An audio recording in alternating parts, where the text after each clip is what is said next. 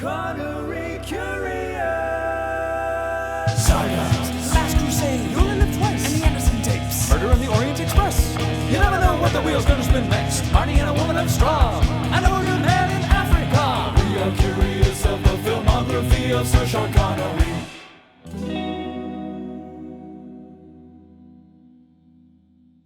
Should I turn that light on, or should we just be in full brightness? Oh, that should be fine, yeah. Yeah, that's fine. It'll keep me awake, because if, like... Yeah, true. If I lower the lights. Kind of like when I almost fell asleep watching Madam Web. And I never fall asleep during movies. Never. Were we watching something when you fell asleep over here? The last time I got... No, I was listening to... Pink Was I Floyd. watching something? Yeah, but were we watching something when we started? Or I think that... Because that was the we were day... on a podcast. Yeah, we had to cancel the podcast because I was so messed up. I think that was... You Only Live Twice. That was the same day, I think. Because Eric came... we were going to watch You Only Live Twice. No, we watched it. Eric came over halfway yes. through. We hung out with him. And I gave you a cookie? Then when he'd left, you brought the cookies out, and we finished the rest of the movie. And then you were like, you want to go take a walk? We took a walk around the neighborhood, and we came back, and you were like, oh, I'll make you fried chicken or something. I think it was like fried chicken or something. Yeah. And we hung out at the breakfast nook in the kitchen, and then I was playing like the most playing like music, and then I started like hitting like the auto, when Spotify will hit the auto shuffle of like songs that like it thinks you want to listen to. Yeah. And it's just like Highway to Hell and like Aerosmith songs, and we're just like, and I was jamming out like it was the first time I heard those songs.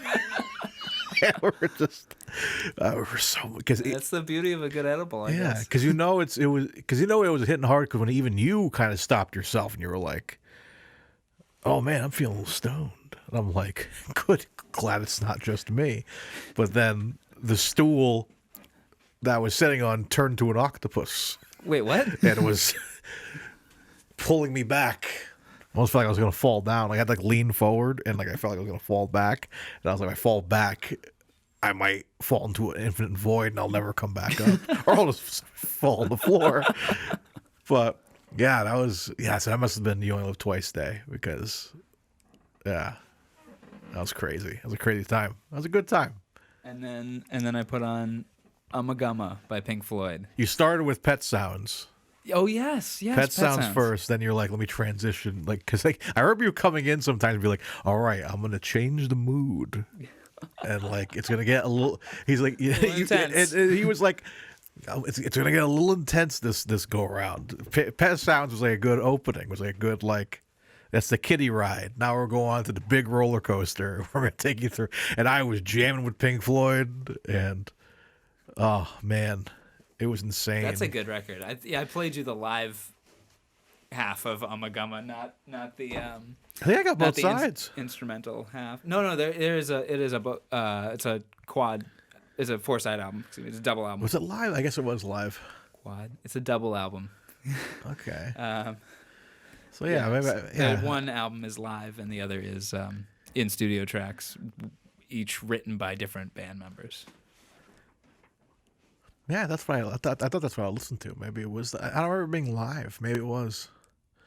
I don't know. Well, the songs are also super long, so the times where you hear the audience is very minimal. There were times when I was like, I must have been listening to this record for 7 hours. How big is this vinyl? It's definitely long. I think it fills both sides, like 22, 23 minutes each side. So. Yeah, something like that. Yeah. Echoes is like 23 minutes. Yeah. Yeah. Sure. Echoes isn't on that record. I don't have Metal. One day I'll have a vinyl copy of Metal. Sure, it's out there.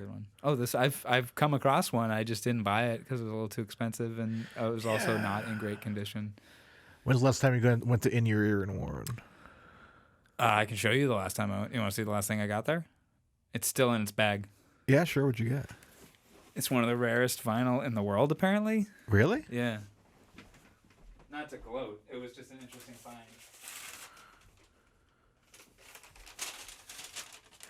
And is this the old location or new location you went to? The new location. The new location has a really good collection in there. I handle it like garbage. But also, I wouldn't have gotten it for the price I got it for if it was that rare. Reissue of the world's rarest soundtrack. It's the soundtrack to the Kane Mutiny.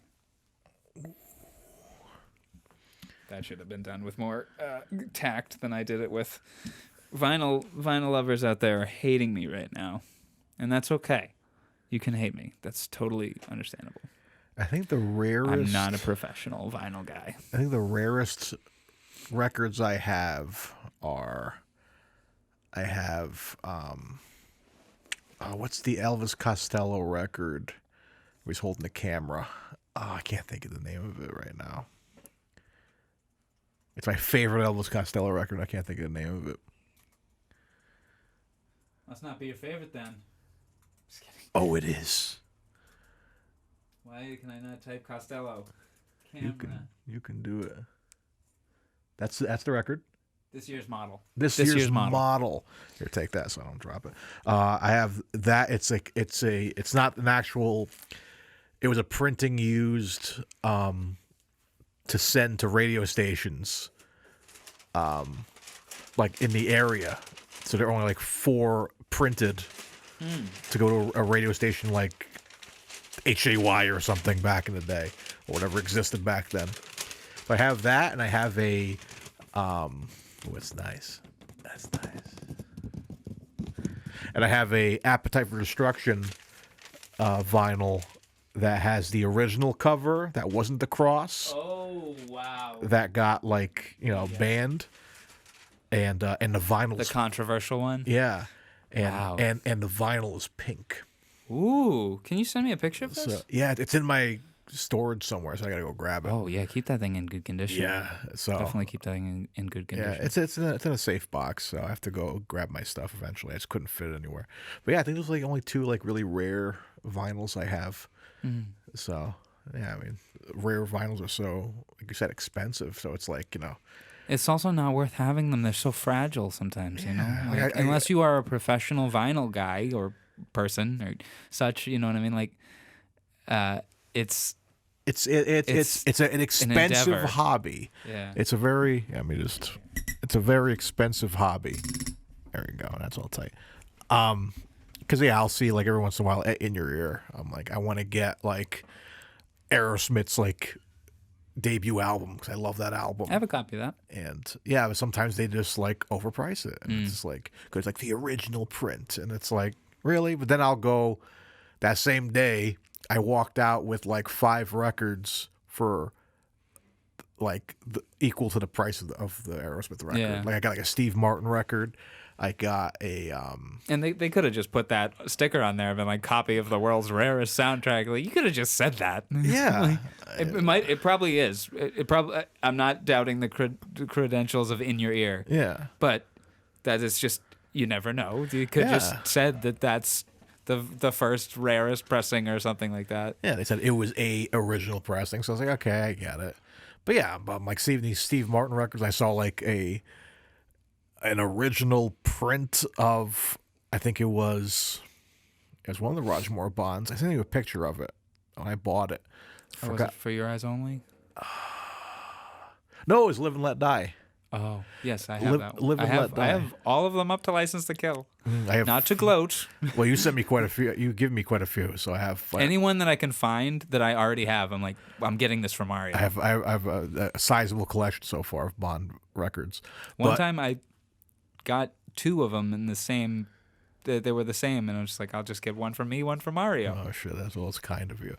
But yeah, like I said, that Live and Let Die was like $5. The Steve Martin was like $4, and I think Alicia got something. I forget what else, but like we walked out with like $5 for the Live and Let Die one is pretty good. Yeah, I so think I I'm paid like 12 or 13. It's like it's like people don't like, I guess, care that much about that record because I'm like, it's like a little. That's George Martin. It's so good. Some people just are like, oh, it's just a movie soundtrack, but like they're not nerds like us. We love. I think. What's your favorite Bond vinyl? Okay. Or I should say your favorite my soundtrack. favorite Bond soundtrack that I have on vinyl. Do we want to go with that? Yeah.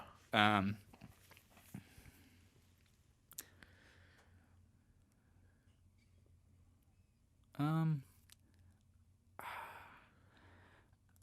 really like, for variety's sake, I like putting on the License to Kill one. Yeah. Because it is random, man. It is. Half the album is Michael Kamen, and the other half is not Michael Kamen. And it's got like jump up, jump up. It's got if you ask me to. It's got the title track. You know what I mean? It's got a bunch of different songs on there. That's a good one. I really like that new one I got that's in like Czech or something. It's the London Symphony Orchestra. Oh yeah, that one's that's got some that's a rare interesting- vinyl because I would never see that anywhere else. Yeah, it's got some. I found that at Time Capsule. That's got some interesting cuts on it, especially including the Look of Love from '67 Casino Royale. Yeah. I really like the Living Daylights one. Yeah, I don't know. They all kind of slap. Yeah. I don't like putting on the You Only Live Twice one. I feel like that one can get a little. I'm just humming a random melody there, but it feels like a little bit too repetitious at times.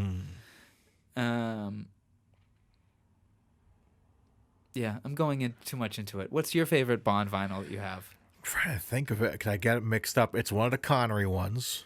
Which ones do you have? I'm trying to Thunderball. Because mine, I can give I have everything from Dr. No to License to Kill. Yeah, you have everything. Yeah, you have it all. See, I only have sporadic ones. I think the only ones I have are Roger Moore ones and Connery ones. I think the ones I definitely have are From Russia with Love, Thunderball for sure, and Spy Who Loved Me, Live and Let Die, Moonraker, I think. Oh, the Moonraker soundtrack's pretty good. Yeah, but I think I'm trying to think which one I like because I like the atmosphere it gives the room. I want to say it's Thunderball. I'm trying to think of the tracks on that one. Well, that's got our great 007. It's got the 007 theme. But yeah, I just like the... We're slowly getting to Connery, folks. Don't worry. Yeah. I mean, this is my transition because it's a Connery record. But yeah, I think it's a Thunderball one because I think it's it must be the music that they play in the nightclub. You know what I'm talking about? When that redheaded girl kind of kidnaps him. Oh, yeah, that's Thunderball. Yeah. Yeah, so like that, I think that music...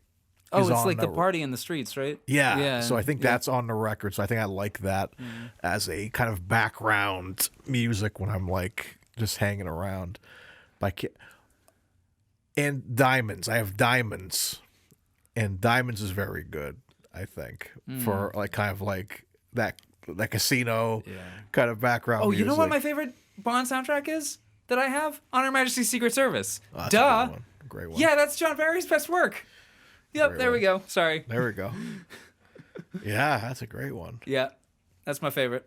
Yeah, and shout out to Spy Who Loved Me because it has that like I used to like blast it in my office in my old apartment and put like blue lights on, feeling like I was underwater, and it would play that.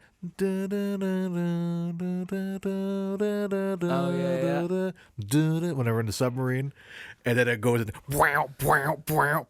and like I love that. I love that soundtrack, and you get that nice little is it a saxophone? Yeah, I guess it's a saxophone when they're on the boat. Barbara Bach and Roger Moore are on the boat, and like they escape Jaws and everything, and it's like a saxophone cover, whatever, of the theme song. Oh yeah, and it's like very just, like, slides right up. It's relaxing. Yeah, it's really good. Oh, it's good, but sadly, we're not talking about Bond soundtracks today. We're talking about Connery Curious, the podcast where each week we get together and talk about the massive filmography of Sir Sean Connery And today we're covering a... Well, before we say it, do you know about that? Do you know about this? You can't say it, that it's bad luck to say it outside of the context of the production because it can doom a production. Oh. Do you know about this? No. Let me research this a second. So we can't say the name of the thing we're covering? Okay. Inside of a theater, though. Okay. If you've ever had a career in the arts or know someone who has, this is according to history.com. If you ever had a career in the arts or know someone who has, you are likely aware that saying the word Macbeth inside a theater is strictly taboo unless one is rehearsing or in the midst of performing Shakespeare's dark tragedy. Doing so is almost universally believed to bring about bad luck or even disaster. Well, we should be okay. We're not in a theater. Yeah, we are not in a theater. So I'm going to sporadically go check the camera, and I want you to keep an eye and make sure this is still recording, okay? Okay. As I bump the headphone, bump my headphones on the microphone. It's all doomed. Okay, so yeah, we can say it now. I just wanted to cover our bases. Okay. So in case we said it by accident and then our mic stopped working and my computer fucking glitched Everything out. just explodes. Exactly. But yeah, we're covering 1961. Let me go to the thing here. Now, the 1961 Canadian television film adaptation, of William Shakespeare's Macbeth. Starring Sean. I feel like that might have been bad luck. Like saying it in a theater is unacceptable, but saying it at home is fine unless two people say it at once. It's like not being able to say Voldemort. Like, come on. Never speak his name. That's what his snake would say if it was played by Sean Connery. What did someone just tell me to be quiet? No, that's my snake. It's Sean Connery. Yes. Thanks. I'm more partial to partial tongue. I like parsley on my salad. Side note, do you ever seen Larry David laugh? Yes. He laughs like a skeleton. Yeah, that's true. Yeah.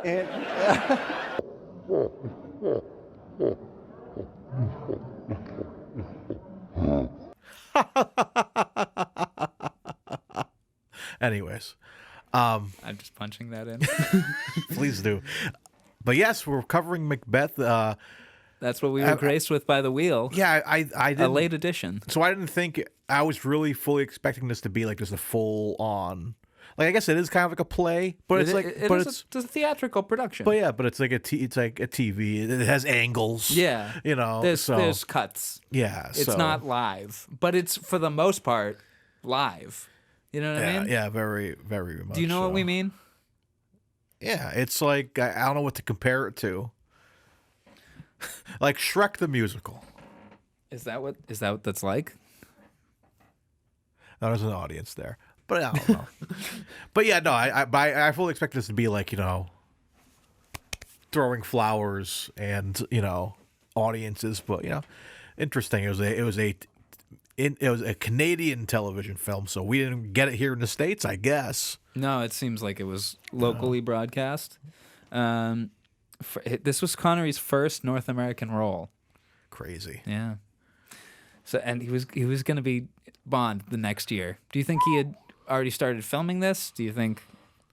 Yeah, I mean, back then, what was the turnover rate to get things out? You know. Well, I'm sure different based on productions. Yeah, so I feel like this maybe like a month later it came out. I don't know. So this came out in 5 parts, broadcast by the Canadian Broadcasting. Let's get this right. Canadian Broadcasting Corporation. Excuse me. So it was in 5 parts on November 30th, December 5th. Oh, I'm saying it like an American. Excuse me. the 30th of November, the 5th of December, the 7th of December, the 12th of December, and the 14th of December in 61, then re-edited into a 90-minute single episode in 62 as part of their festival series. This is according to Wikipedia. Okay. So, I can you imagine watching this in like 15-minute chunks? Gracious. Like 17-minute chunks. Like the Snyder cut. Where the cuts are, you know what I mean? Yeah. So in my... And you got to wait like a couple of weeks or a month or so? Well, it looks like you got a week, 2 days, 5 days, 2 days. It's not too bad. Yeah. Oh, yeah, kind of nice. It's a weird interval. Plans your week, I guess. What if you forgot what had happened in that week? No recap. Yeah, exactly. Didn't have a recap for us? What happened to Macbeth last week? Previously on Macbeth. Macbeth, you can't go take revenge on those drug dealers that killed your family. It's the only thing I can do. Next week on Macbeth, Macbeth faces Macduff, and they share a beer. Anyway, so Tragic. I'm totally I feel like we should approach this as I was listening to different analysis videos of essay videos of Macbeth today, because I wanted to. I know the story of Macbeth. And I don't. You don't? Was this your first exposure to Macbeth? I think so, yeah. Because, you sending me those things were kind of helpful. I don't want to watch the hour or so long one just because I had to watch this first to get prepped for tonight. And I kind of watched the funny hood version. You kind of said of like, "Yo, Macbeth was tripping." Thug Notes. Thug Notes. Shout out to Thug Notes. I watched, or I do a lot of listening on YouTube. I listened to like 30 of your videos today. Those are great. So funny, but yeah, but also incredibly informative. Yeah. So I think that's the biggest issue, going into this is like. Yeah, I didn't know much about Macbeth, but it's just because the quality that we're able to find this in as well, found it on YouTube. Super low quality. So it's very hard to watch. And YouTube closed captions tried as hard as it could to get me through the dialogue. And the audio is not all that great. Yeah, so I had headphones on. I'm sure there does not exist not 4K. I'm sure there does not exist even a DVD quality copy of this. You know what I mean? I'm sure that is the best quality that exists in the world. I think so, yeah. So you really had to. Yeah, so I found myself kind of having a tough time watching this, just because of that, and it's just if there was someone else of a notable actor that I might have missed, I could never have identified them because it was so grainy, and I tried to make it as small as possible to make it as clear as possible, and that didn't help either. So it's a tough watch that way, but I don't think it took away from Connerys' performance. We'll talk about afterwards. Did you enjoy the story? Did you understand the story? I think I don't mean that to sound demeaning at all. I just mean that because Shakespeare can be a hurdle for people. And I am by no means a Shakespeare scholar at all, but I enjoy the works of Shakespeare. Yeah, and have been exposed to a lot of it. The breakdown you sent me made more sense because then I actually was like, okay, this scene makes more sense because it's very, Shakespearean. It is Shakespeare. Talking. It is literally Shakespearean. Where it's you just. The way of speaking is very okay, I'm sure whatever he's doing is brilliant here, but it's hard for me to grasp it. What was your exposure to Shakespeare through your life? I remember I think we may have read a couple of pages of a Shakespeare play in school. That's it? That's all you were exposed to? That's all I can really remember. I was exposed to a lot of Shakespeare in high school. I was not. It was interesting. We went to very different schools, I guess. I Which I high literally went to an arts school.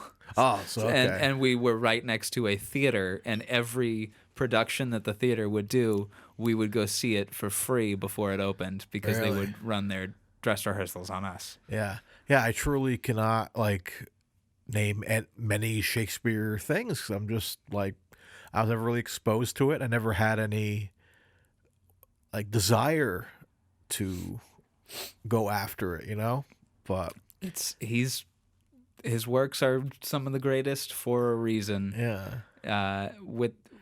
And I'm sure we see it in everyday film as well. I'm sure there's a lot of Shakespeare, I'm sure, inspired many things. What is She's the Man is a Shakespeare play. The Is it? Amanda Bynes movie. Yeah. Is it really? Yeah. That's on Netflix. 12th Night. Ah. That's what. Yeah. So there's adaptations of Shakespeare's work everywhere, and in fact, I can talk about one of my favorite adaptations of Macbeth is a film called Scotland, PA. I've seen it twice, and I want to see it a third time after this. Now, Scotland, PA. It is an adaptation of Macbeth set in 1974 or something, and it is. Folks, do we need to go through the plot of Macbeth? I'll just read I'll give you the Wikipedia synopsis. The Scottish lord Macbeth chooses evil as the way to fulfill his ambition for power. He commits regicide to become king, and then furthers his moral descent with a reign of murderous terror to stay in power, eventually plunging the country into civil war. In the end, he loses everything that gives meaning and purpose to his life before losing his life itself. Which truly is not the first time we've seen Sean Connery do this in the movie. What? Our very first episode. Man Who Would Be King. That Mario, my literal first note. Look at it. Look at it. The Man Who Would Be King 2. Electric Boogaloo. Exactly. Yes, it is exactly the man who would be king. Yeah. Second time, third, fourth. How many times have we seen him in The Crown? And So man who see would be me king. in The Crown. 3. Man who would be king. What else? First Night. First Night. What else? Would the Green Knight count? It's not really a crown. He's got a headpiece. It's a headpiece. Crown. Oh, it's like antlers or something, isn't it? That's a crown. I guess. I'm sure it'll come to us later on. We'll insert it here if we forgot. Yeah, if we remember between now and my editing of this episode. Mark it.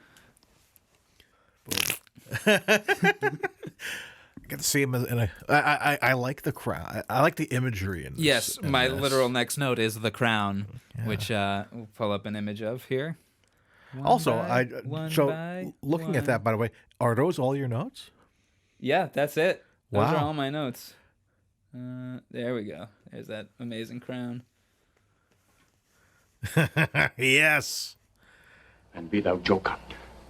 Ere the bat hath flown his cloistered flight, ere to black Hecate summons the shard-born beetle with his drowsy hums, hath rung night's yawning peal, there shall be done a deed of dreadful note. What's to be done?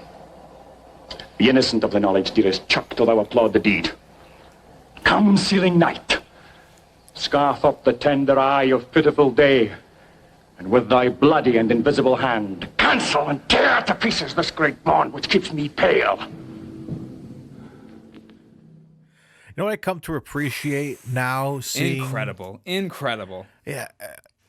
So it shows how early it started. Like, he has very specific, just little gestures in his face that now seeing these movies every week, I see more of, where it's even just him reacting to something. He'll have a small grin, but then slowly change it. It's then the mood is changed, and then I don't know, just the way he morphs his face is very interesting. And especially in this, where there's a lot of like the cameras in his face and just the things he does with his face are like you might overlook with anyone else, but like he just really is putting all the effort in. So just rewatching this scene specifically, you can see.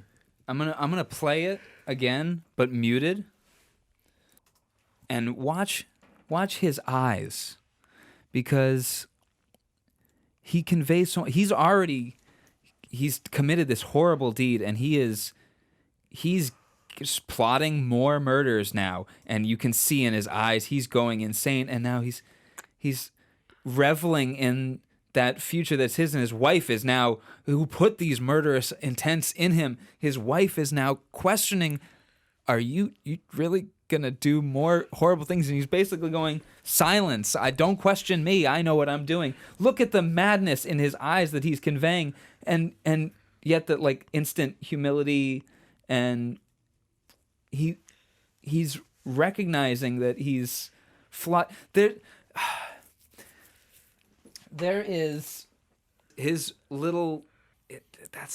This is the beauty of Shakespeare. I'm not doing any justice to any of this. I wish that I had time enough to reach out to one of the actors that used to be at that theater that I would go to next to my school, at the GAM Theater. Everyone should go visit the GAM Theater, and I need to go visit the GAM Theater to watch their production of Who's Afraid of Virginia Woolf before it ends, because the cast is phenomenal.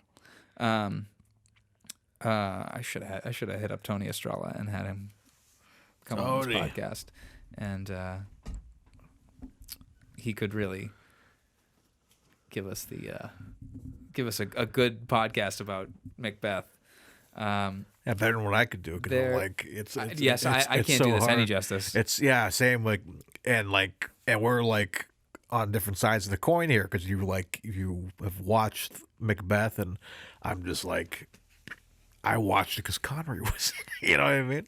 Oh, my earlier point of Scotland, PA. Now that we've covered the whole plot, Scotland, PA, set in like 1974, I think, and it takes place at at Duncan's Cafe, and America runs on Duncan.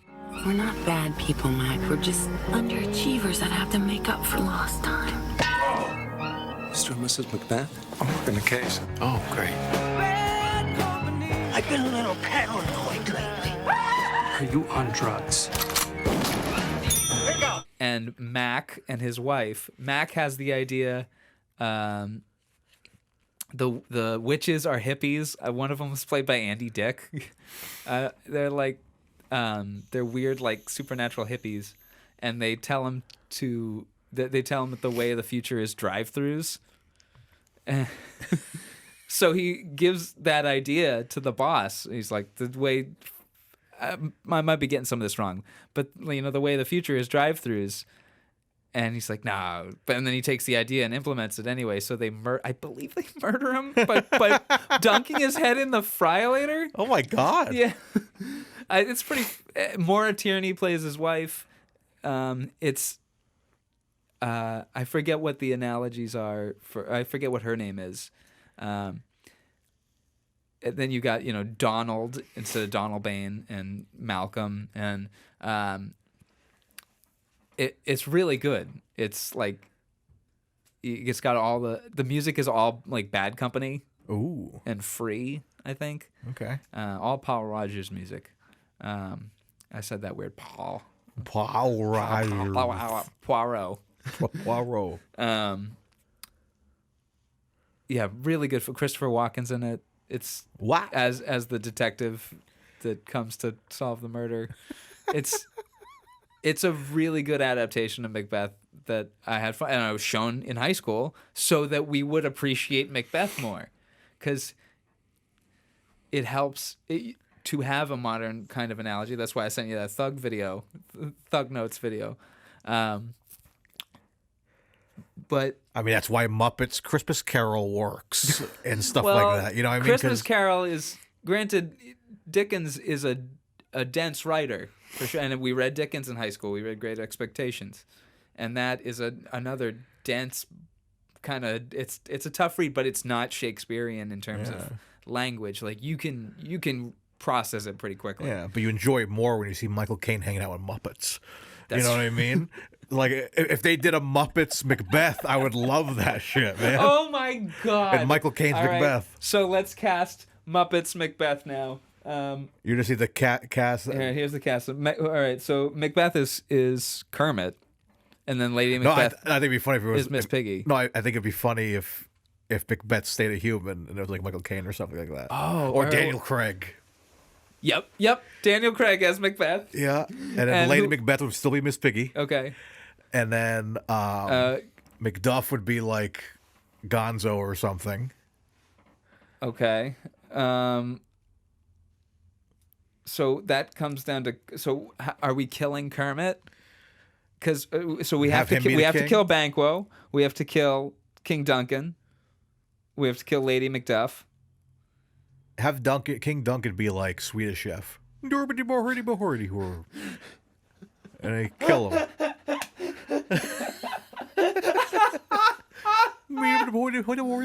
Oh my god.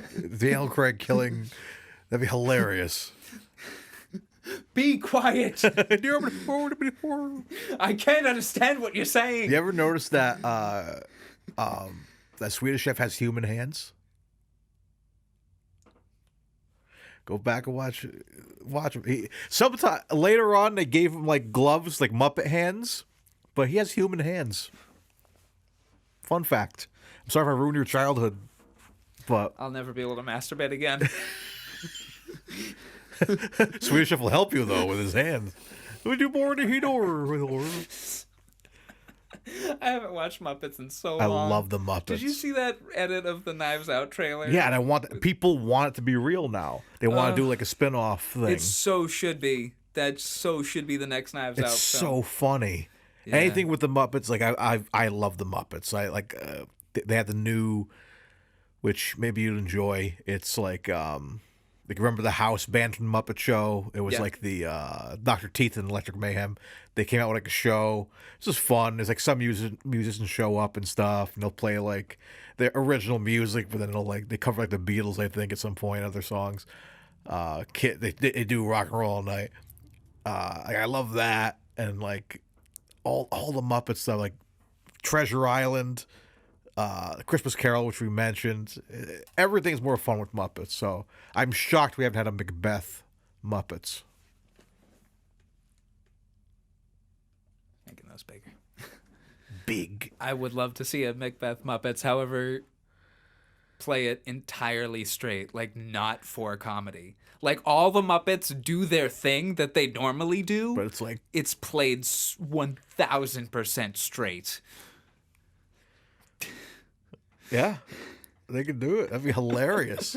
But I'm just like, I want to see Daniel Craig doing that same scene. I would love to see Daniel Craig as Macbeth. Speaking of, should we talk about some of the other Macbeth adaptations that have come out recently? Well, you're going to talk about it because I'm not sure what they are. Okay. Well, there's the two that I've researched and I really, really want to watch are the 2015 one starring Michael Fassbender and Marion Cotillard. Forgive me. Punch in the correct pronunciation. Marion Cotillard. Punch. And the one from last year with directed by Joel Cohen with Denzel Washington as Macbeth and Frances McDormand as Lady Macbeth. Oh. Yeah. These are films? Yes. They both look visually stunning. Wow. Yeah. And I would love to see this played out to its like fullest theatrical extent, you know what I mean? Like, because this was contained to one set, for which they utilized incredibly well. Just that one like kind of wall they had there. That one massive door that you had to reach up to open, to basically pop your arm out of its socket. Feeling a rug rat, like when the babies trying to escape the freaking house, and they would like have to grab the fucking doorknob. But yeah, it was like, yeah, very. Like, it felt very big, but I wish like I could see the actual full size of the room. It was probably the smallest room ever. No, that seems like it was a pretty big room. Was it? Room. People always take issues with the way I say room. Room. You say room. Room. Room.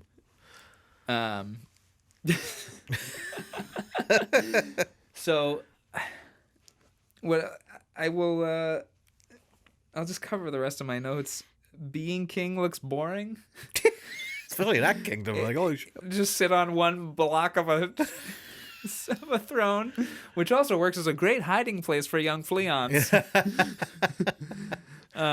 That's how I feel about the Game of Thrones throne, because even that It one, looks so uncomfortable. It's like a giant, like it's all swords and stuff. Well, like is that the point? It's like they're supposed to like The point, hey. like they're supposed to be like uncomfortable or something like that, like die on the throne or something like that. I forgot the fucking background. Put a cushion on. It's the fucking amazing thing. how much you forget about a series when it ends poorly. If Breaking Bad ended badly, we wouldn't remember it very fondly, would we? Yeah. It's still a masterpiece as it was going along, but like the ending. I mean, also Game of ruin it. Thrones ran pretty fucking long. Yeah, it went too long. Way fucking long. Actually, it was funny. But it was also so massive of a story. Yeah, it's like Walking Dead. Someone just tweeted out because they have a new series or whatever, or movie. I think it was supposed to be a movie. Rick Grimes is like coming back with Michonne, and someone retweeted like, the tweet was like, "We've been wishing for this for so long," and then they were like, "I wish this ended at season 3." You know? Yeah, I wish this ended back in 2005. When the when it started. Yeah. It started in 2010 or something. Yeah. I'm just joking. Yeah. I enjoyed it. Like after the Negan stuff, when Negan came in, that's when the show got crazy. Good. Like, you know, that the Negan season of them finally confronting him and like moving on, like the big thing that happens in the comics happened on screen, and then they started moving forward. I was like, okay. Is that the baseball bat scene? Yeah, like him killing. You've read the books? Yeah. No, not all of them. I read the first. So I won't spoil that for you. I know. I don't care. Well, the character Glenn. Spoilers for Walking Dead, folks. Spoiler for Walking Dead. Glenn, who does he gets his eye popped out. I see that. And it happens just like it does in the comic panel, which I appreciated. And then they moved. I rub my eyes now. You're just thinking about your eye getting popped out. But yeah, eye boogers. It was like good, but then it just started. Then like. And they captured Negan, which happens in the books and all that, and like other things. Like, you know, they don't do everything exactly like the comics, but I've seen some clips of it was just like here and there. I saw that there's like a dude that wears a zombie face, like he's in Slipknot. Yeah, like that's like the I think they're in the book. Yeah, they're in the books too later on. But it's like, yeah, after that it was like they should have just caught Negan and then we move on. Now it's like Daryl's in fucking London or something. It's like a New York spinoff where he's a good guy now, and it's just like this used to be fun. It's not fun anymore. So yeah, it's like something like Breaking Bad just kind of ended perfectly. It was didn't long overstay enough. its welcome. We had El Camino and then finish Better Call Saul. Better Call Saul. Have you not finished it? I saw my ever growing list of things. It is a masterpiece. The ending. They cut the last season in half due to a number of reasons. One of which was Bob Odenkirk had a heart attack, and there were a lot of other things. That's right, yeah. And COVID. That. But the cliffhanger that they end on for the middle of the last season is some of the greatest television writing I've ever seen. How many seasons are there? 6. 6 altogether. Yep. Yeah, so I got just phenomenal. Yeah, did you see the chicanery episode? I think I just watched the first season when it was on TV. Okay, there's an episode that's like smack in the middle of the show. It's called Chicanery. It's in the middle of season 3. It is pure theater. It, for the most part, like 80% of the episode takes place in one courtroom. It's some of the greatest writing you'll ever see ever. Really? Phenomenal. And then performances on top of it. Just holy. I'm joking. I'm just joking. No, it's masterful. Along with just one long shot for like 4 minutes of Michael McKean delivering a monologue as he goes insane. Wow. Like, yeah, I think I'm in the mood for that. I think I'm gonna. That's the next me and Alicia show to watch together because it's a masterpiece. we never get to watch because she watches a lot. I don't have the time for TV lately. It's just like I never have time for it. But Got other things you got to work. Yeah, but I want to like see if I can at least dedicate myself to like a couple episodes a night if I can, instead of falling asleep to Transformers movies. You can finish in under a year if you watch one episode a night. Yeah, because when I did Breaking Bad, I didn't do Breaking Bad when it came on TV. I waited till everything came out on Netflix. I watched it all. I think I watched the entirety of Breaking Bad in 2 weeks. Damn. I remember getting on that train in college, and it was by season 3. So I binged all of those 3 seasons and then watched season 4 live onward. Yeah, I watched it. I think the last season was going to drop on Netflix like soon or something. Or I think the finale was about to happen, and people were like, "You're not watching that show?" That was 11 years ago. Yeah, insane. Yeah. Damn. I remember the night vividly, even though we were all super stoned. But anyways, Macbeth. Speaking Macbeth. of, let's get back to which Macbeth. Honestly, Breaking Bad has a lot of shades of Macbeth in it. You know, it Sure. is. It's got shades of people everything. encouraging people's evil in different ways. This is one of the all-time great stories, I feel like. Yeah. And you know, while it has things that we can't relate to so much, like thanes and kings and queens and such, its themes are pretty universal. It is about how easily we can be tricked, how easily we can give in to superstition, give in to bullying, give in to our wants and desires, give in to our impulses, give in to regret and guilt, and where all these bad things can take us just based on poor decision making and misplaced desires. I really liked learning, or at least tackling the Shakespeare plays that we did in high school. My brother was in the theater program in the same high school. He was in a version of Twelfth Night where he plays Titania, the drag queen. Oh. And he is in full drag, and it was a delight. Nice. And he stole the show. Stole the whole show. Stole the whole show. It's the Shakespearean dialogue has a lot in common with quality hip hop. Because I feel like in a really, really good hip hop song with really quality lyrics, you can take one lyric and unpack it into so many different things. You know what I mean? Yeah. A good hip hop lyric, not in all cases, but some of the best hip hop lyrics are giant sentiments of thought condensed into like 12 bouncy syllables. You know what I mean? Yeah. And that's what Shakespeare is. It's an iambic pentameter. It's in counts of ba ba ba ba ba ba ba ba ba ba.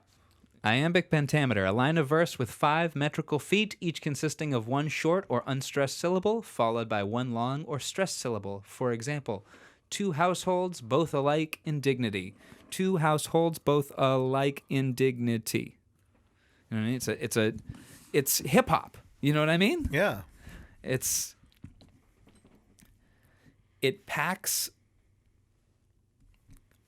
Just take that sentence. Do you know what play that's from? No. That's Romeo and Juliet. There First it line. is. So just take that line of 10 and by no means am I a Shakespearean scholar. I am just enjoying discussing it.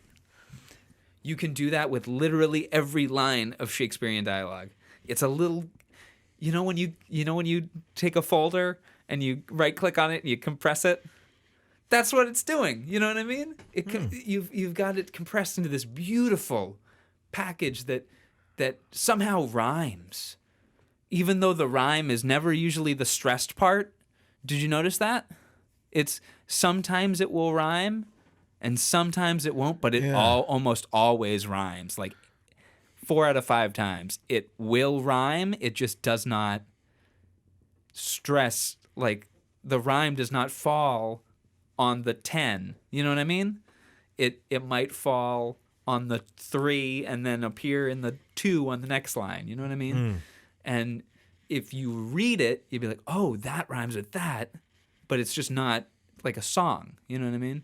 There's just something magical about it and hypnotizing. And when I was watching this last night, I started this at 10:30 and didn't finish it till midnight. But I was just hypnotized the whole way through, because if you can just kind of get yourself into that headspace where you can't go into it of like, well, I don't understand it, so I'm just not gonna. Don't. Like, just latch on where you can. You know what I mean? Like, pick up, oh, I got this here. Okay. That means I'm using this as a key now, and more will come in and more comes in, and eventually you're just kind of, you know what I mean? Like rain, like a drop here, a drop there, drop there, drop there, and you're like, oh, I'm dry, but I'm mostly wet, and then eventually you're just entirely soaked. You know what I mean? It makes sense after a little bit. You know what I mean? You know what I'm trying to say? Forgive me if I'm rambling. It's just there's a beauty to it. I wish I could have your brain for a week. I wish you could too. Just to see what damage I could do for a week. Oh God, no! What, you want to fuck my brain up? No, I just want to I don't know, just write shit and think about things. I don't know, just like it's a cool. That's a cool. Do you want to come to the gym with me, Mario? Let's go running. Yeah, we'll just have these conversations on a treadmill. Yeah. I'm over here dying of breath. So how about this, man? The stink of water and you're wet. Did you ever, like, when you were a kid, did you ever, like, look through your own eyes, but then think, like, you look at an adult and then you'd be like, what if I was seeing things through their eyes? I'd be their height. I would see things from their perspective. What would it be like? And be like, shut the fuck off. This kid just keep watching the Fantastic Four 2 Rise of the Silver Surfers on TV, please. That would be cool if that was on. My gym has a cinema. Yeah, you always tell me there's like a weird I'll thing always like playing. send you clips of something photo. on. Last time I was in, The Family was on. You know. Yeah, that's how Fast and Furious. That's how Alicia's bar is, like the Elks. They've got workout machines with a movie theater. Basic. It's a bit of a workout lifting the glasses, but there's 3 TVs and one is like depending on what the season is, if it's football, then there's like maybe hockey, and then the third one always has like maybe a movie channel on, and it's always like the most random movie. It'll be like, I think Silver Surfers on one day, and I'm like, all right, let's watch this. This seems like it's the exact opposite of what I'm talking about.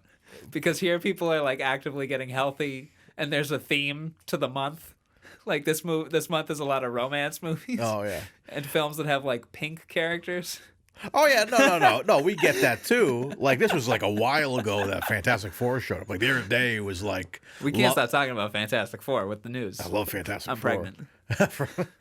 But like it's quadruplets, and one of them's a rock monster. Whoa. And one's on fire. That'd be crazy. You can't see one of them. So technically I have 3 kids. But yeah, what was the point I was making? That the bar has, the Elks Club has random movies on sometimes. Yeah. You want my brain for a week. And I want your brain for a week, so I can watch those movies again while consuming alcohol, because you don't drink. I don't drink. Why would you do that to my brain? Don't take my brain and do that. I want to see what it does. Don't do that. Honestly, you know what's going to happen? You're just going to spend the night throwing up. Probably. Yeah, I do not handle alcohol well at all. The But I last would have your brain, not your stomach. I'd have my stomach in your brain. I'd be unstoppable, like but MODOK. where's your equilibrium come from? I guess, but I don't know. Your brain. Shit. Yeah, and when I drink, my equilibrium gets thrown off big time. Shit. Yeah, the last time I drank, like anything, like real, like I've had a shot here and Do there. you never get anything to drink when you go to like the parlor? Water. Just get water. Yeah. If a group of friends is there and those friends mean a lot to me, I will do a shot. If they're doing a shot, I will do one shot, and I can handle that literally no problem. It doesn't do anything to me. I feel it, but it doesn't do anything to me. Right. The last time I drank, really, I had 1.5 Irish cream drinks. Was that what that's? Like an Irish coffee or like like a Bailey's Irish cream? Is that what that is? Oh yeah, it could be Irish. Yeah, it's multiple things you can do. Irish car bomb or Irish. I don't even remember. I'd have to ask Nicole because. So we were in New Jersey for my brother's college graduation. We were staying at a hotel, and we all had drinks at the bar, and then Nicole and I go up to my room. I can't finish it, so I give it to my uncle, and we go up to our room, excuse me, and go to sleep. No issue. I wake up in the middle of the night, vomiting my brains out. Shit. It was not fun. Sorry, folks. That's not. We can cut that. Bailey's is tough. It depends. Yeah, I could see certain booze really. And fuck I people realized up. that was go thick on the cream and such. And Yeah. it's a thick drink, but sweet. It's too much. Yeah. But I just didn't handle it well. Like anytime I drink, I just don't like the way I feel. You know what I mean? Yeah, that's where I kind of get to that point too. But I just drink margaritas now. I feel better. Because my issue is beer. Beer is the worst for you. Beer is garbage for you. And you like beer? I do. I love beer. Ugh, but like, terrible. It's just like I'm not judging you for it. It's just, but I no, can't stand beer. But no, I'm at the point now where I don't like beer as much. Like if I go to the bar, if I have limited, I'll do a Blue Moon. Blue Moon. Standing You saw me standing with a little orange slice in there. It's more like light, you know. But I love margaritas. Do you ever have a good margarita? No. Might change your life. I've never had a good alcoholic drink.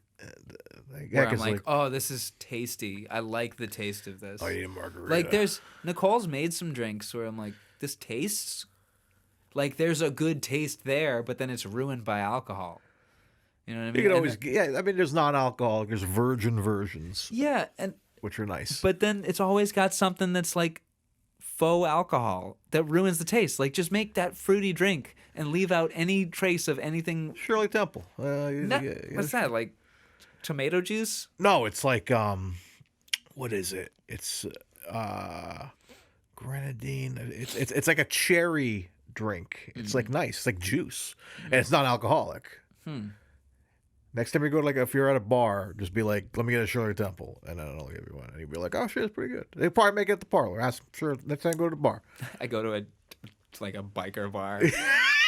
It's like Weenie Hut, like Junior. It's like you go to a biker bar. How tough are you? Or my favorite throwaway line of Inspector Gadget 2 with is that French Stewart? Where he goes to a biker bar undercover. It's like an eye patch on. It's like a fucking fake mustache, and it's like he's going to the bar. It's like, and the bartender comes in. It's like, all right, what do you want? It's like, I'll take a glass of milk. And he's like, what? He's like, oh, sorry, chocolate milk. And they make him a chocolate milk, which is the funniest part. And he's drinking it at the bar. That's hilarious. But anyways, we've gone so off topic. Yeah. It's Macbeth is one of the most covered things of all time. Yeah. You know what I mean? It is. I think it's one of the greatest stories ever. Yeah. I appreciate it after seeing this. I appreciate it. Did the condensed version of the story help you, told in modern terms? Did that help you? Absolutely, yeah. Because again, it was kind of hard. You know, it's not even just the dialogue. It's just it's just the quality of how we had to watch this. So I think in the future, I will see some of those Macbeths you were talking about. The Denzel one sounds intriguing to me. That looks phenomenal. It has gotten all kinds of film awards, and it's by one of the Coen brothers. So it's and it's Denzel Washington and Frances McDormand. Like, it's gonna be phenomenal. It's filmed in black and white. It's speaking of, this is our third black and white thing in a row. Yeah, we had 2 black and white movies in a row because we had last week was Another Time, Another Place, and then Bowler in the Bonnet. I bet next week we're gonna spin On the Fiddle or something. Oh, jeez. Yeah, we need some color in our lives. Come on. So, yeah, I would recommend reading, because we read I was about to say Hamlet. We read Hamlet too. We read Macbeth in school, and reading it. There's obviously a difference between reading it and performing, because you can go at your own pace. You can break down every sentence, you know what I mean, and just really like take it apart. But then once it's in motion, there's such a beautiful hypnotic fluidity to it. And we saw multiple Shakespeare plays, at the GAM when we were in school there, and never Macbeth. Oh, here's another good adaptation of Macbeth. Akira Kurosawa's Throne of Blood. Oh. Yes, done in feudal Japan. Ooh. It is visually terrifying. Like, it's just in terms of the landscapes and the cinematography and the architecture and the. So did you understand what was happening at the end with ultimately what was to? Did you understand the witches, what they were predicting? Because that's really the crux of the whole drive of the events of the play is the predictions of these witches. Like that ultimately was like gonna be the end of him, or like, I'm not sure. You want? I can like. Break it down, man. I don't mean any of this like to be insulting. No, in any way. I'm telling you guys straight up. Like, I'm not a Shakespeare person. I'm just not. So the witches, when they come across them in the first act, they tell Macbeth and Banquo, Macbeth, you're going to be Thane, eventually to be king. So you're gonna get a promotion. And you're going to get another promotion, and eventually you're going to be king. And Banquo, your descendants are going to go on to be king. And they're freaked out, but Banquo is not superstitious, so he doesn't really take it to much heart. Macbeth is letting the superstition get to him, and then they're returning from battle, and as they return from battle, it's basically like, hey, Macbeth, you got a promotion. Oh, they were right. And then it happens again. Oh, these witches are on us. I'm going to write my wife and tell her about it. Isn't this weird? We ran into these witches, and they made these predictions, and it's starting to come true. Isn't that weird? Making sure it's still recording here. We're good. And she reads that, and she dives even deeper into that superstition and goes, well, the next logical step, we're going to kill that king. You be the king, you know what I mean? And get rid of his heirs. And he almost doesn't want to do that because he's like, this king has been good to me. And Lady Macbeth, indulges she insults his masculinity. Did you catch the line that you're filled with the milk of human kindness? Yeah. you little bitch. You don't want to go kill him, you little bitch. You're too soft, aren't you? And plays at his ego, and they get the guards drunk. They kill the king. He kills the king. And immediately is questioning what he's doing, so much so that he comes down with the knife. And she's like, you were supposed to leave that on the guards that we got drunk. We're blaming them, remember? And she takes it and puts it on the guards, and even like goes so far as to like smear the king's blood on them. And so she has blood all over her hands. She washes them off, and then that leads to the sleepwalking scene where she comes down. She's trying to get the blood off of her hands.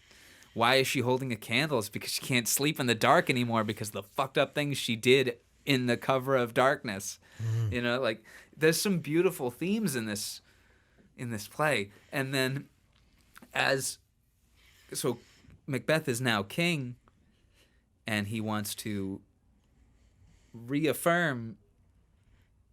He's starting to go a bit mad with power. He's okay, well, I'm going to do anything to hold on to this. So he sends for Macduff's family to be killed. That's the woman and the baby is killed, and then the young boy runs off. Oh, no, the boy is killed. I'm sorry. And then you have Macduff and... Banquo and his son Fleance.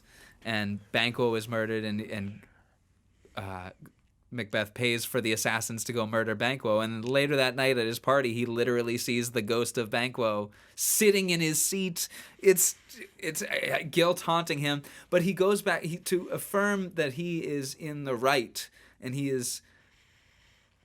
wants to stay king and retain this power, and he wants to make sure he's on the right path. He visits the witches again. He's like, no one's stopping me, right? And the witch is like, no, don't worry. No one can stop you unless the forest comes to life. And Macbeth's like, that can't happen. I'm in the clear. And the witches go, yeah. You can't be beaten in combat by any man unless that man was not born of woman. And Macbeth goes, well, every man is born of a woman, so I'm in the clear. No one can kill me. And then we get 2 twists.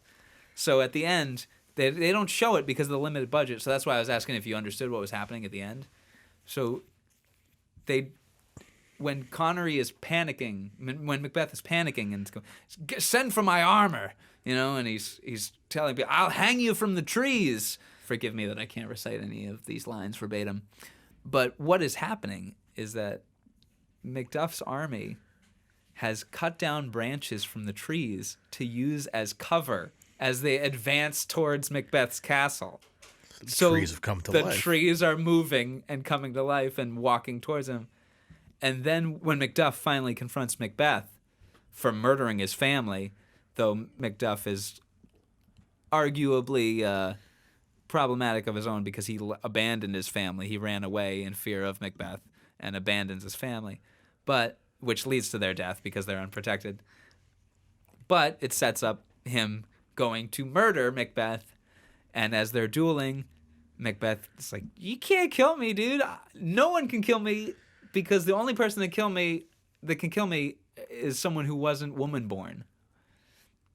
And Macduff my mom had a C-section. Surprise, bitch. My mom had a C-section. Cuts his head off. Heavy. Anyway. So, and it's really well done in Throne of Blood, where it's done with arrows. Ooh. A beautiful scene of him being shot by arrows. It's really, really incredibly done. Damn. Haunting imagery in that film. Damn. The 3 witches are replaced by 1 witch, and it's so scary. Nice.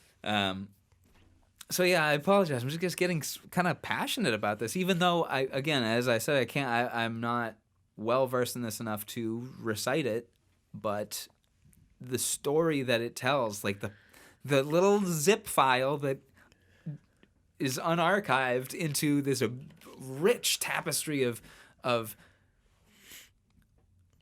it's just great hip-hop writing. You know what I mean? Like, it's great lyricism. It's great storytelling told with great lyricism and acted out incredibly by these great actors. So let's cover these actors here.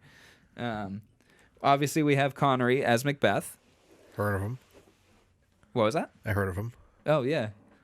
Me too. I think we should do a podcast about him. We should. Then we have Zoe Caldwell as Lady Macbeth. Have we seen her in anything else? Medea... No. Which one? The ancient Greek tragedy. So she's a theater actress. William Needles as Banquo. I'm in Needles. Ted Follows as Macduff. Well, he follows.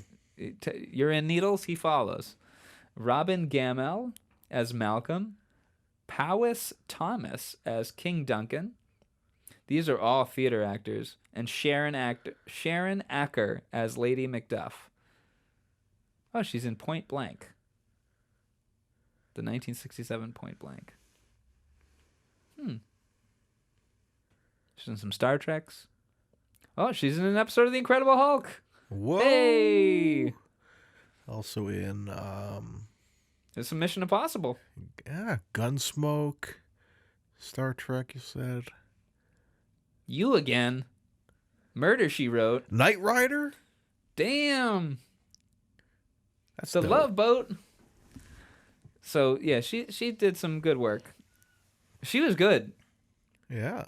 Let's see what we got on IMDb. Same exact description. Nothing much different. We got the more casts on here. Anything significant to the crew? Hort's dance costume design. Nice. Well, there it is. Yeah, it's pretty stripped down. So, do you want to talk about Without the Grail? What is this? Without the Grail. What? Do we need to add this? Is this something new? A TV movie? Without the Grail? Do we need to add this to the list? Is an agent sent to investigate crazed tea plantation owner Michael Horton, who is suspected of running his... Well, we'll look into a trailer and see if we can find it somewhere. Then, yeah. It's 60s Connery. 1960. We're going to leave that tab open. Because that might be something to revisit. Yeah, because he's been in some TV movies and we just didn't... Yeah. This is the first one we've added to the list, and I think it was just because we felt it was significant because it was Macbeth. Yeah. So he must have some other things hidden that we have no idea about. All right. We'll decide later whether we add those to the list. Yeah. But okay. I mean, anything else? I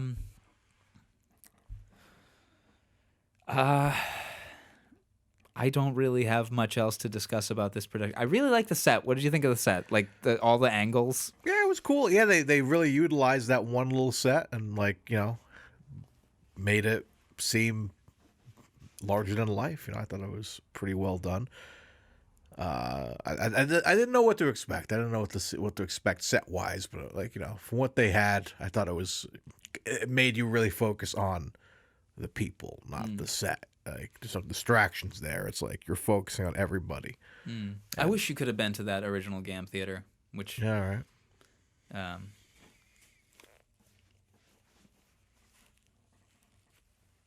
I'll repeat that. It's literally right across the street. That's where it was. That little building in between the armory and the school. That tiny little, that was the GAM theater.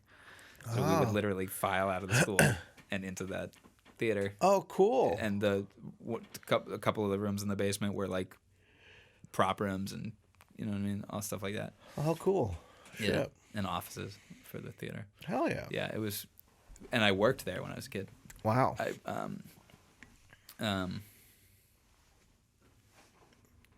I'll pick it up here because I can talk about that. I just didn't want to give away. I didn't want to dox myself. Right. I wish you could have experienced the GAM theater because we're in the same age group. You were born in 90? 91. 91. Okay, so yeah, you would have been a year ahead of me. So what year did you graduate? 09. Oh, so you would have been 2 years ahead of me. But either way, you would have been able to be in that school because I was only the third graduating class. So you would have been in the first graduating class. Oh man, that's look at that. Would have been And we just got exposed to so much quality art, and then getting to see every single production in that play in that theater before it opened. Just magic. Yeah, I was the only theater I really was. I was kind of very close to theater in high school because I was in the guitar ensemble. So that was we just did like classical guitar, and we do like Yeah. little gigs around the area, Really? like little art shows and stuff. And we would do like actual like concerts at the school. But next door was the theater kid area, like the all the production stuff. So we shared kind of a space. So you'd see everyone coming out with costume changes and everything, and like getting set up for that weekend's production and all that. But yeah, it was like a separation there, because it was just like, the music kids and the theater kids, and both very passionate about what they do. But I was a little shithead back then, where I was just like, me and my friends are sitting there playing Metallica riffs on our classical guitars. That is the downside, that so many people just didn't appreciate what we had. Yeah, when you get older, you're like, yeah, man, not sure it was the best. I mean, I learned a lot. I learned finger picking back then. You know what I mean? So like, Same. It's a important thing to have. But yeah, but stuff like this, yeah, I never really cared for it as a young man. But I was lucky that I got exposed to it, so I could appreciate it. And like I said, I worked at that theater, so that the one of the actresses in the production company also did the snacks. Shout out to Wendy Overly. She has since passed away. But she ran Overly Delicious, and she made cookies and treats and such for the theater. And when I was in high school, my mother helped her with that, and then I would help my mother with that. So we would work in the theater at night while the performances were going on, and sometimes if the show hadn't sold out, they would let me, because everyone knew me, so I would just go watch, this back half of a show after intermission or such. Nice. It was nice being exposed to so much of it. And then my brother was in the theater program, so exposed to even more of it. And yeah, it really gave me an appreciation for how potent Shakespeare's writing is, and how it really is like some of the holy grail of storytelling, and then like acting. Like, you really have to bring your chops to Shakespeare. You know what I mean? You have to be able to understand those whole giant messages condensed into this flowing iambic pentameter, and be able to flawlessly inject your emotion into it. And I think Connery did a really good job with that, in that sense. Yeah. All right. So, yeah, I think we could get into our next sections from there. I don't know. Do you have anything else you want to say? No, I mean, I think it was great. I will talk more about, my true thoughts on everything in our rating section. But yeah, I mean, that's all I have to give to this. Yeah. Alrighty. Well, So, all right. So we just discussed Macbeth, guys. We're going to be moving on to the scoring section, where we score the film, Connery himself, but also if the SHs, the sexiness rating, and the score of the musical score. We'll start with the SH. This is 60s Connery, man. It's not there. It's not there. No. So I think it might be another. I'm looking at it right now. There's a lot of 1s and 2s. I think it's going to go into 1 category. Mario, I'm going to match you. I think that's a 1 for me as well. There it is. Yeah. Let's move on to the sexy rating. Not very sexy at all, in my opinion. Connery's not sexy? I think Connery's sexy. He looks like $1 million. Yes, because he's got the beard. So chiseled. Yeah, his face looks like his jaw. Yeah, that jaw, like it's made of stone. So I think him alone has a good sexiness rating, but everything else is like, I'm sure this would have been sexier if it was a clearer picture, maybe, and I could have appreciated some of the other fine actors in this. But it was just really hard to, because visually it was a little challenging. And the costumes don't lend themselves to sexiness either. Yeah, so I mean, I think with that being said, I think Connery holds whatever sexiness this film could have gotten. So I think with that being said, I'm going to give this sexy a 4. Ooh, a Fantastic Four. You know, Mario, I think I'm going to agree with you there as well. We're I'm gonna give it a matching. 4. Yeah, we're matching so far. All right, that moves on to our next one, our musical score. What are you going to give the musical score? Or should I go first? You go first. I really liked the music in this. It was terrifying at times. It was really haunting and creepy and just snuck in at times.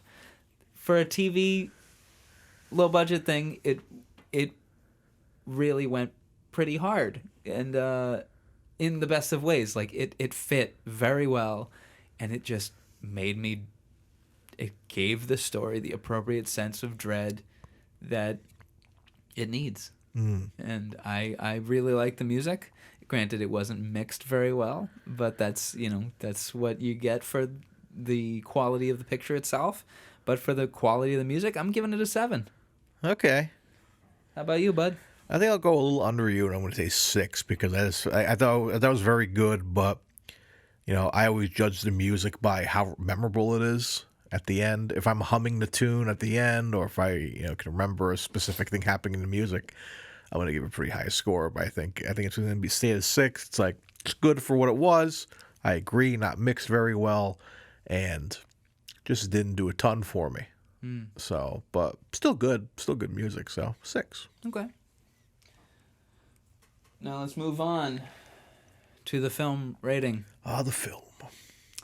I couldn't rate the film last night.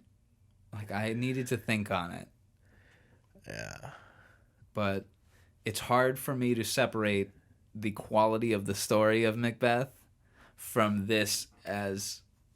Like, it's hard. I'm looking at it, like, objectively, Macbeth is a masterpiece. It's hard for me to look at this, like, subjectively as just, okay, do I think of it as a 1961 Canadian Broadcasting Corporation production? Do I think of it as a Sean Connery film? Do I think of it as an adaptation of, you know what I mean? Like, I'm sorry, how many what? How many adaptations have you seen of Macbeth? I have seen Scotland, PA, and I've seen Throne of Blood. All right, where does it rank with those two to you? Well, I haven't seen Scotland, PA in about 10 years. Okay. I watched Throne of Blood last year. Throne of Blood is better than this. Throne of Blood is incredible. I'm gonna let you borrow Throne of Blood. It's phenomenal.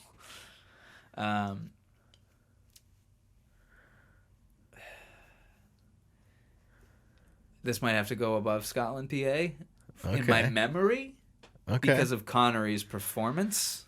Yeah. But do you feel Connery carried this? No, everyone carried this. Okay. I mean, Macbeth carries the play of Macbeth. Yeah. You'd hope. You'd hope he's not a background character. Sure. But I feel like everyone was phenomenal in this. Everyone did a great job. Everyone was. They were all theater actors. Connery is a theater actor. Like, they were bringing their love of the bard to this production, and it could be felt. And yeah, I'm meandering. I think I'm gonna give it a 9. Okay. Yeah. Oh, that's you, Mario. So I think for me, I think Connery's phenomenal in this. I think I agree. The whole cast is pretty good. But yeah, I think it's just like, I think just the quality of the movie just turned me off a lot. But that's not knocking the performance. It is what it is. I think it's good, and I would like to see other iterations to see how it compares. But I think with that, I'm gonna give it an 8.5. Alrighty. 8.5. One of the things that factored into my rating, which is a thought I forgot to finish earlier, one of the things I wish you could experience about the GAM was that the theater itself was so tiny. The stage was pretty tiny, and it was very, very intimate. Like, if you were in the front row, this was how close I was to the actors. You know what I mean? Yeah. We were this close to each other. Actually, this would be more like the second row. You know what I mean? Like, it was condensed. Wow.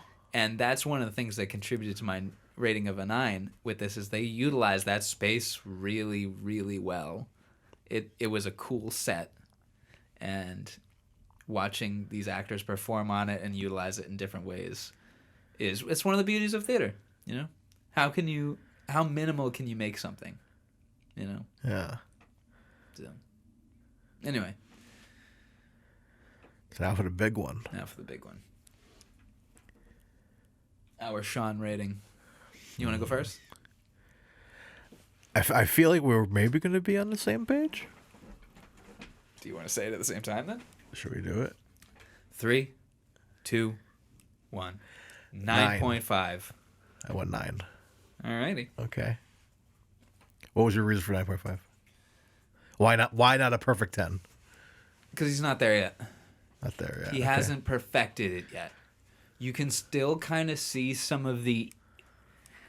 He's still quite a young man in this one. You know what I mean? Like, you can still see some of the... He's still a little green. You know what I mean? Yeah. Like, I don't know how to describe it. He's just got a little bit of a... You are giving this everything. He is. He's giving it everything. But I feel like... He's got that enthusiasm. He could have pulled it back just a 0.5. If he had pulled back a 0.5, it would have been a 10. But he wasn't there yet as an actor.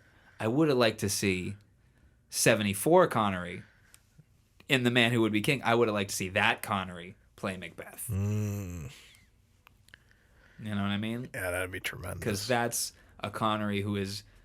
He's got 14 more years of acting... and years of experience and wisdom and new things to draw upon as an actor. So that's the reason I give it a 9.5. That's the thing keeping him from being a 10 is that he's phenomenal as Macbeth. Like, he is giving it a 10. Yeah. But he's only reaching a 9.5. You know what I mean? I got you, yeah. What made you give him a 9? I just think he was really good in this, and like I think we talked about it earlier in the show, where it's like just the very little facial things he does, and that we still notice in his acting moving forward. And you know, we've truly seen him do almost everything doing this show. You know what I mean? We've seen him do a little bit of comedy, see him do action. And we see him do dramatic stuff like this. We've seen him do Shakespeare. It's crazy. But yeah, I you know, like, yeah, something very special about him. The way he enunciates certain things, and just again, like that shot you talked about earlier, him on the throne, the wild eyes. You see him like transforming into that crazy person. It goes from planning this madness of murder to just a sink back of like, who have I become? Wait, no, a second, I've got to keep this. Like, he's very good with his eyes. That's my last note is Sean Connery's eyes, the eyes. His eyes are where it all is. He's carrying a lot of this performance with his eyes. Yeah, and that strong jawline. Yes. So and he moves big. He's moving in a theatrical manner where he's got to make himself bigger for the back row, kind of. Yeah. Sorry. Yeah, tremendous. So he gets the 9. I have a note you said about the facial movements, as we were just discussing. So to bring up the With Gorley and Rust podcast. Shout out. Their most recent episode was on The Silence of the Lambs. Nice. I love that movie. Here, let me. Sorry, I don't know why I didn't do this beforehand. All right, good. Forget how foolish of me. But that is one of my all-time favorite films, The Silence of the Lambs. It's an absolute masterpiece, and it just made me realize I need to revisit the film. And one of the things that they brought up in their episode was this thing that I never really noticed in earlier watches. And you've seen the film, yes? Yeah, it's been years, but yeah. So, do you remember? I named my dog after Clarice Maines. It's Clarice. Your dog isn't Clarice? My old dog. Oh. I don't think you ever met Clarice. No. Yeah, my dog is named after Clarice in that movie. Oh. Fun fact, she's a little miniature pincher. Oh. She's a demon. Wasn't like Precious? The little... It's like, she looks like the Taco Bell dog. Oh, I forget what kind of dog Precious is. Precious? Punch it in. It rubs the lotion on its skin. It does this whenever it's told.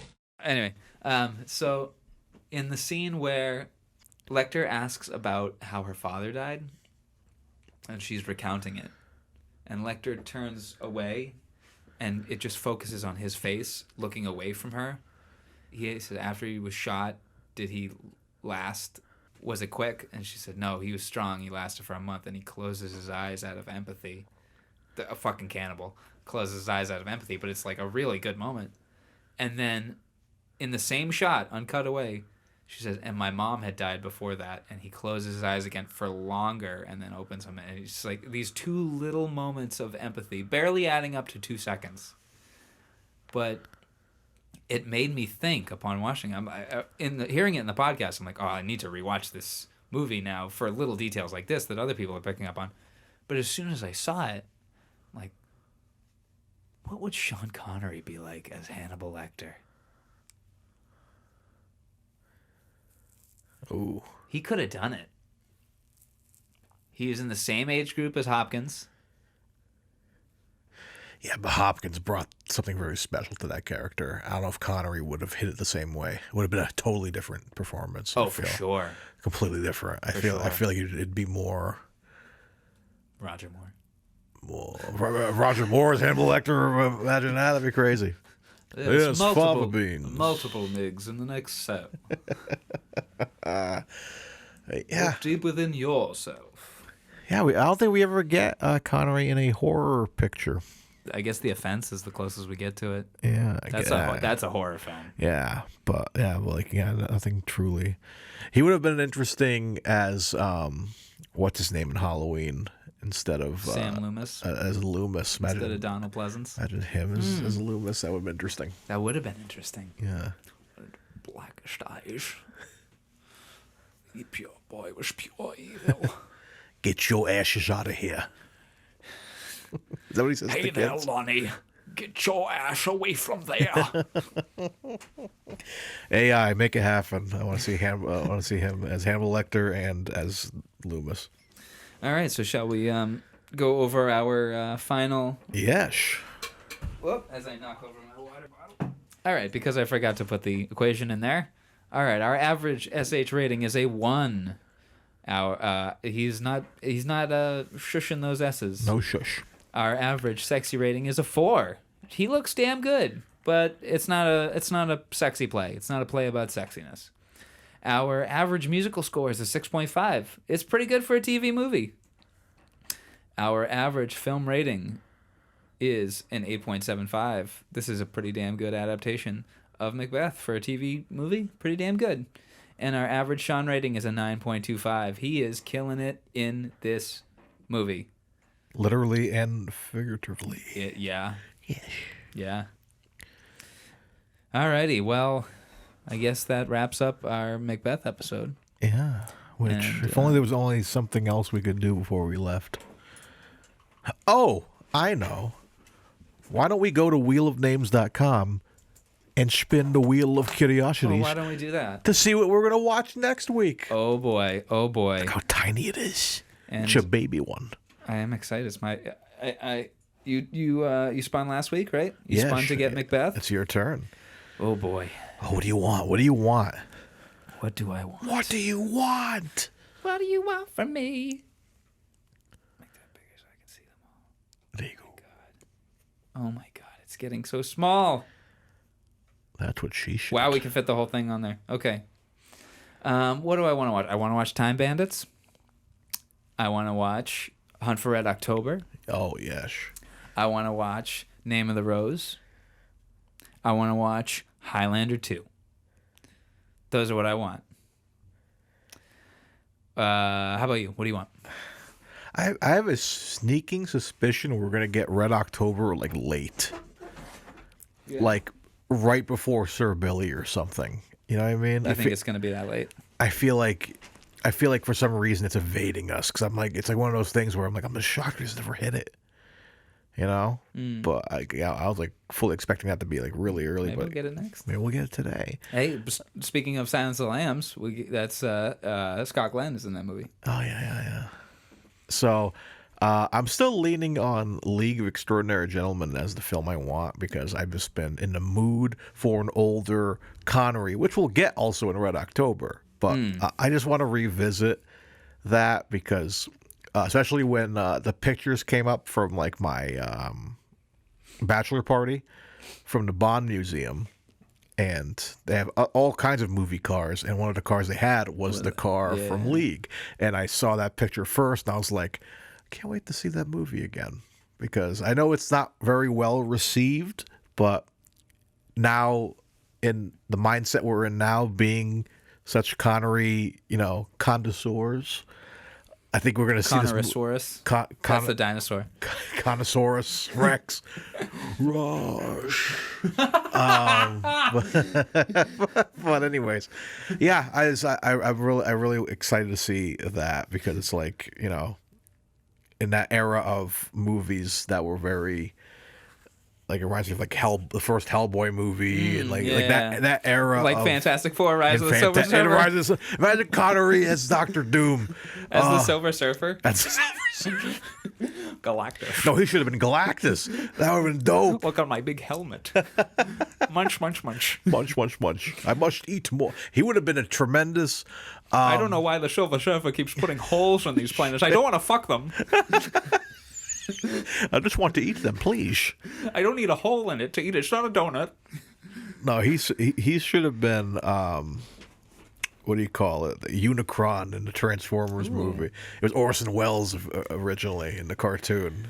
That would have been cool if it was Connery. Real quick, let's cast Connery in both the MCU, but also the Marvel films pre the MCU. So put him in if he was alive today, where would he be in the MCU? Yeah, and you can replace someone, or you can put him as a new character that we haven't seen yet. Well, they did just recast Thunderbolt General Ross. Ross. Yeah, that's what I was thinking. As Harrison Ford, so it's him. But I would have maybe wanted to see. What if he's Uncle Ben? Give us the flashback. Scottish Uncle Ben. That'd be hilarious. That's right. He gave us a British Aunt May in the. I'm banging Aunt May. Yeah. There's a British Aunt May. Isn't she British in the Raimi movies? No. Maybe it's just the way Rosemary she Harris? talks. No, I think it's just the way she talks. She seems very posh. But he could work in the Raimi Spider-Man films as Uncle Ben. But okay, MCU for age purposes, not in the MCU as Uncle Ben. I've been banging Marissa Tomei. Why not? Who wouldn't? Who wouldn't bang me, frankly? Yeah, that's what I'm saying. So Thunderbolt Ross, maybe, but I'm kind of interested in seeing Harrison Ford as I want to see if they do Red Hulk because I want to see Red Hulk a CGI like Harrison Ford. I don't care. It's like, I never took those gamma rays. It wasn't my fault. Where's my daughter? I didn't kill my wife. Tommy Lee Jones yelling at the Hulk. I don't care. I don't care. I love that movie. I don't care that you're red. So yeah, Connery MCU, Doctor Doom. If they do Doctor Doom in the Fantastic Four movie, Doctor Doom. Okay, but an older Doctor Doom. Yeah.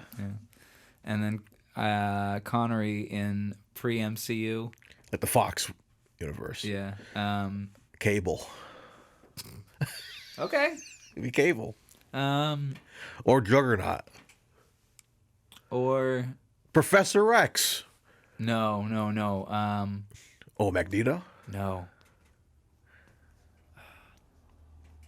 It's coming to me. X-Men. You talking about X-Men? No. Stryker. Oh, William Stryker. Yes. Oh, that would have been good. Yeah, I'm like, that is X-Men. Yes. I'm like, my brain's like, you're running out of running out of time. I don't think you my brain was like, I don't even think you have an answer, Dylan. But I'm like, no, I do, brain. I do. Trust me. William Stryker. That's a good one. Yeah. Stryker. That's a good one. Which is another actor that portrayed Hannibal Lecter, Brian Cox. Yeah. Shit. Manhunter. Well, there you go. Which, have you seen Manhunter? I haven't. What a trip of a film. That's based off the book Red Dragon. Damn. It was made in 88. I think, and it is. It's a Michael Mann film, so it's just a fever dream. Yeah. Anyways, we should probably spin this wheel. We should probably spin this wheel. Okay, what do we want? What don't we want? Let's 2 each. 2 of what we want, 2 of what we don't want. Extraordinary Gentleman and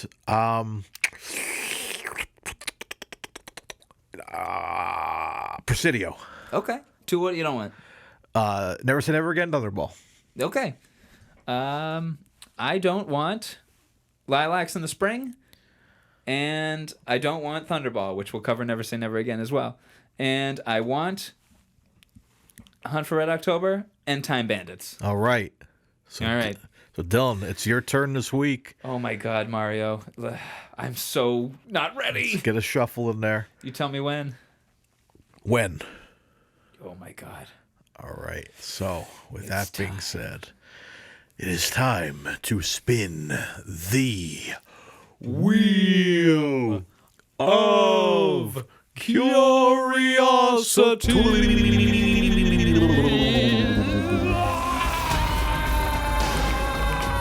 It's happening.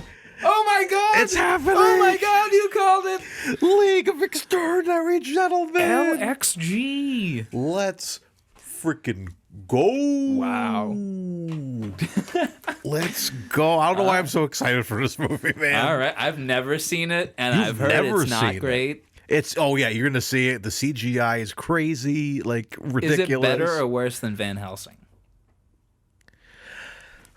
Oh, Van Helsing. Because I feel like that's like the same flavor of movie. It is. 2003, 2004. Yeah, I haven't seen Van Helsing in a while. But I watched Van Helsing like 2 years ago. I showed Nicole it, and I showed it to Nicole, excuse me, and she's like, "This is so fun." It's like James Bond almost. Yeah, it really is. It's like James Bond in the horror movie universe. Yeah. Or Indiana Jones. Actually, it's more Indiana Jones. Yeah. Yeah. So he's got the hat. It might be on par. Yeah. It's a little more ridiculous, and it's just so. I think it's more shocking because Connery's in it. Maybe that's why it's like, I don't know. It's been a while. It's like one of those movies that always used to pop up on FX a lot. So I haven't seen it in a bit, but I always see clips of it around and pictures. So I'm like, every time I see it, I'm like, yeah, I can't wait to see it again. So I'm looking forward to it. Yeah. So you've never seen it. Never seen it. So that's interesting. It's like. That's exciting. It's like as exciting as when I wanted you to watch First Night, because I remember you never saw First Night before. That was so fun. And then you liked it. It's not going to be as it's good. It's not going to be as good as First Night, unfortunately. But it's going to be. But I am Connery curious to see if it aged well. When was the last time you saw it? Maybe 7 to 10 years ago, maybe. Okay. I don't know. I feel like maybe college. Okay. I don't know. It's been a while. Well, I'm excited for it. I think we may have a guest. Oh, do we? Oh, yeah. Okay. So potentially a guest. So we won't spoil who the guest is in case they decide. You know what? Fuck that film. All right. Well, Mario, before we wrap up, I think we should do one more section, which I think maybe in the future we could do before the wheel to add a little bit of tension. Okay. But this is our first time throwing it in, so we're giving it a try. As we said last week, or 2 weeks ago, sorry, when our last episode, the Another Time, Another Place came out, we have a Patreon page. We're on Patreon now, kids. We've got 3 tiers: a $1 tier, the Curious Connery tier; a $5 tier, the I forget. More Curious Connery, and then the Most Curious and Connery the most. for $10 a month. Now, the $10 a month gives you a little shout out on the podcast. Yes. Now, as we've just started seeing people trickle in, we're just going to shout out everybody. The fact that we have anybody in our Patreon right now is tremendous. So we're going to give, we got 7 names here to pull from. Let's, we'll go back and pass it back and forth and read them. Or? I mean, you're holding it. Okay, I'm holding it. All right, so I'll read them next week. We got Ryan Hall. Shout out Ryan Hall. Previous guest. Friend of the show. Thank you for being on the Patreon. We're giving you a shout out on this episode. And we got John McGowan. That's my brother. He's giving us It's my brother, baby. A $10 donation. He's not heavy. He's my brother, baby. Well, his pockets are a little lighter now. Whoa. We got, looks familiar here, Alicia Dumas. Hey, honey. Did I say that right? Dumas. Dumas. She's French, so it is Dumas. But I say Dumas, or I like to add an extra S on it and just call her a dumbass. Yeah, hey. Did you see that commercial? Like, thanks for the job, Mr. Dumbass. Yeah. It's like the name is Dumas. Yeah, that's where it's from. Yeah. Okay. Yeah. So thank you for your donation. And we got another person I recognize here for another donation, Nicole Gautier, another previous guest. Is that how you say your last name? Yeah, Gautier, like the singer. Gautier. Yes. So we've had 3 previous guests contribute to our Patreon. That's very, very kind of you. So that's how we get them in. We have to have nice guests on the show. Hey, maybe we'll make that $100 tier. Hey. You pay $100, you can be a guest. There you go. Then we have Henry Robinson. Henry, thank you very much for your donation. I feel like should we be saying these with a Henry Robinson? Henry Robinson. Yes. Alicia Dumas. Alicia Dumas. That's a fun one to say. Say it. Alicia Dumas. Say it all as one. Alicia Dumas. Alicia Dumas. That's a magic spell if I ever heard one. That's from Harry Potter. It's like a Harry Potter Alicia Dumas. Turns into a little chicken or something. Turns into a chicken. Mom? Anyways. That's not a reflection on you, Alicia. I promise. She's a chicken. I was just making things up. She's a small chicken. Then we have John Paiva. Am I saying that correctly? Paiva? Paiva. That's a Portuguese last name. Let's go. John Paiva, thank you for I went to high school with them or something. Dang. And then we also have a Sarah Silva. Sarah Silva. I'm glad women listen to the show. Yeah, it makes me happy. Women are listening to the show. Yeah, look at this. I've been scared off by my reputation. Yeah, we thought we'd be like the Rush of podcasts where it's just like all dudes, But we've had some women. I feel like have we had more women guests than men? Who have we had as guests? We've had Nicole, Alicia, your mom, your sister. So that's I think 4. that's it. Then we have Chris, Ryan, Eric, Andrew. Sean. Damn, they're outnumbering them. Ladies, get on the show. We need more ladies. But yeah. And was that it? That's it. Those are the names for today. We'll read more. Ryan Hall, John McGowan, Alicia Dumas, Nicole Gautier, Henry Robinson, John Paiva, and Sarah Silva. Thank you. We'll make like a nice maybe in the future we'll do like a nice little scroll because we're on video now, so we can do like at the end thanks to all our patrons, and we'll just have them scrolling right here or something. Yeah. So feel free to check out our Patreon page for which we're about to do another piece of thing that you can find on our Patreon page. We're getting some content on there so you guys can enjoy it because we want to give back to people who give back to us. So indeed. Want to say what the next thing going up there is? You can also get episodes 1 week early. Yes, 1 week early. Let's just say we're doing a commentary for a movie. Yes, we are. We teased this last episode. We're just going to keep teasing it. Yeah, I don't think we tell them yet. While we're doing the commentary, we're just going to keep teasing it. We won't tell them what the movie is. Everyone's like, what movie do I pop in? I can't tell you. You have to find out by the jokes we make while we're making the movie. And we won't tell you when to start either. A frog? What? Darth Vader? What? We're not watching Connery movies. We're watching other movies. We're watching Fantastic Four, The Silver Surfer. A frog? What? Darth Vader? What? But anyways, yeah. So thanks again to our patrons for helping support the channel. Thank you so much. It's tremendous. And you too at home, if you want a little more Connery curious in your life, sign up for our Patreon. Shine up. You can also find us on Instagram and YouTube and TikTok.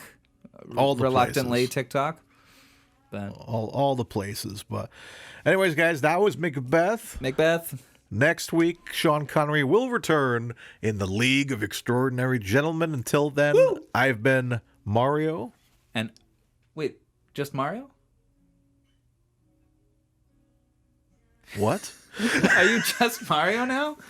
Is that? Do I usually say my last name? Yeah. Are we going with? Are we going? You know with why Macbeth? I get fucked up? Because when I do Friggin' Nerds videos like every day, and I always say I've been Friggin' Nerd Mario, true. And every time I'm about to say it, I'm about to say Friggin' Nerd Mario, but I stop myself and I say Mario. Should we do that again? Well, I didn't know if you were doing a thing because Macbeth is just Macbeth. It's not Stanley Macbeth. All like right. it's Macbeth and Lady Macbeth. It's never, Stanley Macbeth and Sheila Macbeth. But you could be I'm Lima. So we'll cut that back. Ready? We won't cut it. Anyways, I've been Mario Macbeth. And I've been Dylan McDuff. And as always, folks, stay curious.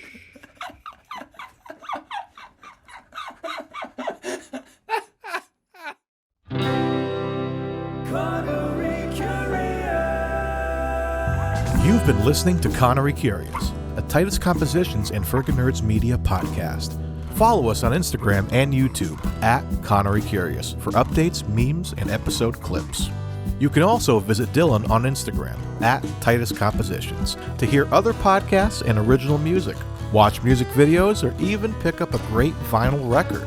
For more discussion about your favorite films, comics, and games, and a network for all things nerdy, visit me, Mario, at Friggin' Nerds Media. You can rate, review, and share the podcast in-app, which helps us grow the show and reach other curious Connerys out there. Thanks for spending time with us. Have a great day, and remember, stay curious.